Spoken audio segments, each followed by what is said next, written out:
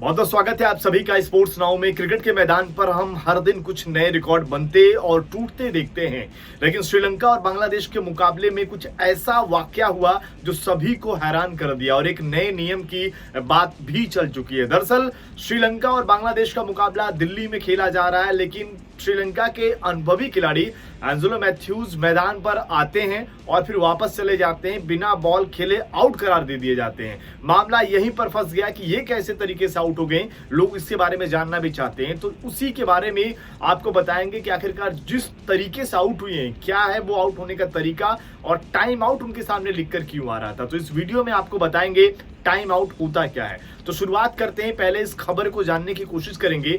24 over 2 गेंद हो रखे थे मुकाबले के, समरा विक्रमा आउट होते हैं। उसके बाद एंजेलो मैथ्यूज की एंट्री होती है मैदान पर, लेकिन मैदान पर आने और जाने के बीच हमने देखा कि सिर्फ टेलीविजन पर बहस ही हो रही थी कि वहां पर हो क्या रहा है। लगातार एंजेलो मैथ्यूज टीम को मनाने की कोशिश कर रहे थे, बांग्लादेश की टीम को अंपायर्स के सामने अपनी जो प्रॉब्लम है उसको समझाने की कोशिश कर रहे थे, लेकिन अंपायर्स उनकी बात नहीं मान रहे थे। दरअसल वाकया हुआ क्या था कि टाइम आउट का नियम ये कहता है, जो हमने देखा है कि एक बल्लेबाज आउट होने के बाद 2 मिनट के अंदर दूसरे बल्लेबाज को मैदान में एंट्री कर जानी होती है, लेकिन यहीं पर एंजेलो मैथ्यूज थोड़ा लेट कर गए, यानी कि वो 2 मिनट से ज्यादा समय हो गया। ऐसे में बांग्लादेश की टीम ने शिकायत की कि भाई देखिए 2 मिनट से ज्यादा का वक्त हो गया। ऐसे में अंपायर के पास ये हक होता है, ये नियम है कि वो बल्लेबाज को आउट करार देते, और उसी नियम के तहत उस समय अंपायर ने एंजेलो मैथ्यूज को आउट करार दिया, जिसको लेकर वो बार बार ये बताने की कोशिश कर रहे थे कि जो हेलमेट है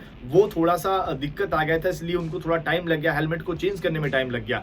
बार बार ये कभी अंपायर के पास जा रहे थे, कभी वो शाकिब अल हसन के पास जा रहे थे, समझाने की उनकी पूरी कोशिश जो है नाकाम साबित हुई। बाद में वो झल्लाते हुए मैदान के बाहर निकले और फिलहाल बिना बॉल खेले वो आउट हो करार दिए गए। और अगर देखा जाए तो अपने आप में ये तरीके से वाकया क्रिकेट में बहुत कमी होता है कि बल्लेबाज टाइम आउट यहाँ पर दे दिया जाए। तो यहाँ पर एंजेलो मैथ्यूज का ये जो आउट होने का तरीका है वो कहीं ना कहीं एक नई कंट्रोवर्सी को जन्म दे दिया है।